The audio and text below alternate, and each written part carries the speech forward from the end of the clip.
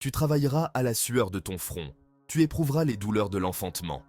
Ces paroles anciennes, empreintes de sagesse, semblent à première vue évoquer des peines physiques imposées à l'humanité. Mais au-delà de leur sens littéral, elles recèlent un message profond sur le cheminement spirituel vers l'éveil de la conscience. Le travail conscient.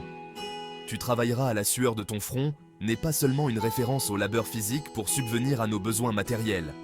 Elle symbolise le travail conscient que nous devons entreprendre pour nous connaître véritablement. Cela implique un effort soutenu pour s'observer soi-même intensément, constamment et pendant longtemps. Par exemple, imaginez-vous confronté à une situation conflictuelle. Plutôt que de réagir instinctivement avec colère ou frustration, vous choisissez de vous observer.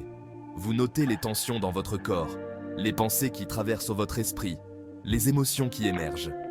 Cet exercice demande une vigilance permanente, une sorte de sueur mentale et émotionnelle. C'est en travaillant ainsi, à la sueur de notre front intérieur, que nous commençons à défaire les automatismes qui nous maintiennent endormis. Les souffrances volontaires. Tu éprouveras les douleurs de l'enfantement ne sont pas seulement physiques. Elles représentent les souffrances volontaires que nous acceptons sur le chemin de la transformation personnelle. Tout comme la naissance d'un enfant est précédée de douleurs, notre renaissance spirituelle nécessite de traverser des épreuves intentionnelles. Par exemple, affronter nos peurs les plus profondes ou renoncer à des habitudes nocives peut être douloureux. Choisir délibérément de faire face à ces défis, plutôt que de les éviter, est une forme de souffrance volontaire.